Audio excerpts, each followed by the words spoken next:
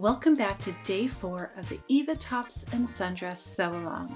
If you're not familiar with this pattern, it's a zero waist friendly crop top, peplum top, and sundress. The pattern features a square neckline, bust darts at the side seams, shoulder straps, and is fitted at the back with narrow elastic and loops and ties. The peplum and skirt are both gathered at the waist, and the skirt has options for a gathered ruffle and patch pockets. There's a link in the description to get your own copy of the pattern. In today's installment of the sew-along, we'll be sewing the skirt and peplum. We'll make the gathers, sew the peplum or skirt to the bodice, sew the hem, and the patch pockets. There are timestamps in the description if you want to skip ahead to a particular section. Let's get started. The first step is to sew the side seams for the peplum, skirt, and skirt ruffle. These are stitched at a 1/2 inch seam allowance using a straight stitch, and you'll want to backstitch at the beginning and end. After stitching those seams, you'll want to press them open, or if you haven't finished them already, you can also finish them together and press them towards the back. Now I'm going to stitch 2 rows of basting at the top of the peplum, or if you're making the dress, at the top of the skirt and the skirt ruffle. The lines of stitches will help us create the gathers. Basting is a long straight stitch anywhere from 4 to 5 millimeters long. For this pattern, I recommend stitching 1 row of basting 3/8 of an inch from the edge and a second row 3/4 inches from the edge. To start, pull long thread tails from both the needle and bobbin threads. Then start stitching right next to the side seam, but don't stitch through the seam allowance as that will make it harder to gather. When you reach the other side seam, stop stitching and raise the needle and presser foot. Gently pull the fabric away from the machine and cut the threads at least 3 inches long. You want them long enough so that you can easily pull the thread. Repeat for the other side and the skirt ruffle if needed. Now we're going to sew the skirt to our bodice, and this is a gathered skirt, so we have the basting stitches sewn, and I have marked the center points on my bodice, and I'll do the same on my skirt. So all you do is fold it in half. I'm matching the side seams and then folding it in half. This is my center point, and I will put a pin right there.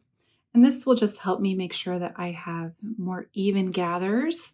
You can also fold it in half again and mark the quarter points, or you can just eyeball it. Skirt is wrong side out, bodice is right side out, and I'm going to put the bodice inside the skirt. So I will match the center bodice to the center front of the skirt, and then match the side seams.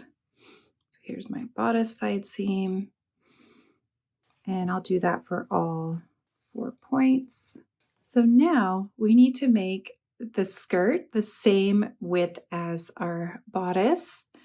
So I am going to pull on the basting threads, and I'm just taking 2 of them, and I'll hold the basting threads in one hand and then gently hold the fabric in my other hand and pull, and then scooch out these gathers.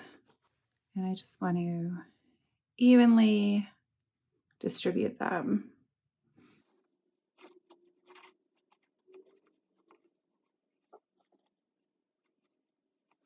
So when you have them about the same length, you can start pinning and scooting the gathers around to make sure that they look as even as you can get.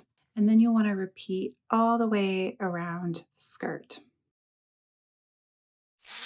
Now we'll stitch the skirt or peplum to the bodice. We'll be stitching right in between the 2 rows of basting stitches using a 1/2 inch seam allowance and a straight stitch.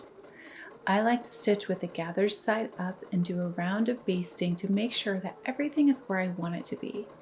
With gathers, we can sometimes get unwanted folds or wrinkles, and taking our time will help ensure that the gathers are more even. After 1 round of basting at 1/2 inch, look at all sides and make sure that things look okay. If there are any unwanted folds, remove the basting and restitch. Then stitch with a regular length straight stitch at 1/2 inch seam allowance. Finally, do another check to make sure that there are no unwanted folds or wrinkles. Finish the raw edges together and press down. The process is the same for sewing the skirt ruffle to the skirt, so if you're making the dress, you'll need to repeat. To make our pockets, I have folded down the top edge 1/2 inch, and we're going to stitch just on each side, and this will create the top of our pocket.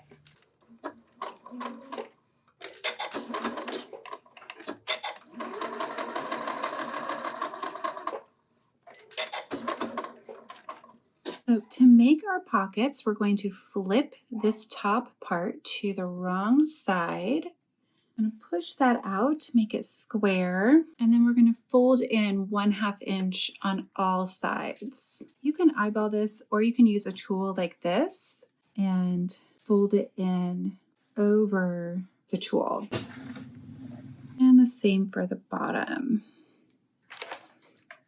To attach the pockets, I use a ruler to measure down from the waistline, and then I have it a little overlapping my side seam, and I just line up my pocket, make sure everything is straight, that we have our seam allowances tucked in, and then I pin it in place and top stitch around. You can pin your pocket to the skirt, or you can even use a glue stick to kind of glue baste it on. That's one of my favorite techniques because it holds it really nicely and doesn't create any lumps. Finally, we're going to top stitch our pockets onto the skirt. And to do this, I use a straight stitch with a slightly longer stitch length. I use a 3.0. I like to start a little down from the folded edge and then stitch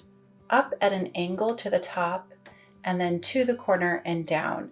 And this will just create a little more security for the pocket.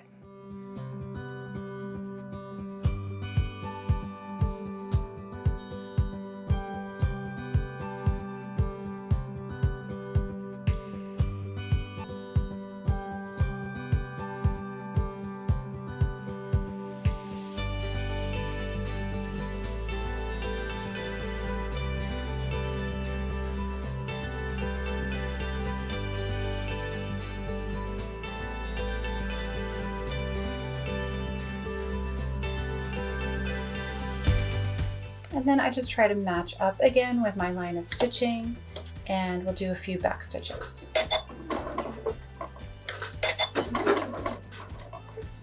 Okay, and then you repeat for the second pocket. Finally, we're going to hem the bottom of the top or dress.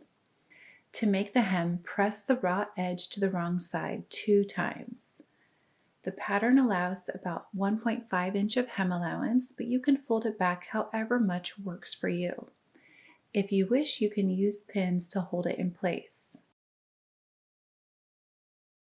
Now we'll stitch the hem to finish the bottom of the peplum or skirt ruffle, depending on what you're making. I like to use a slightly longer stitch at 3.0, and sometimes I'll move the needle to the left to give myself a little better control on a narrow hem. You can stitch with either the right or the wrong side up. Just try to stitch an even distance from the folded bottom edge, and try to stitch close to the top folded edge to make sure that all the raw edges are enclosed in the hem. Stitch all the way around the bottom until you reach the point where you started.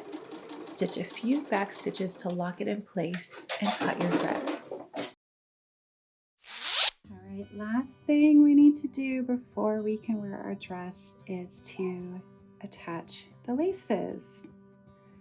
So I really do it just like you would with a shoelace. At the beginning, you want to make sure you have these even, and then you just go left and right.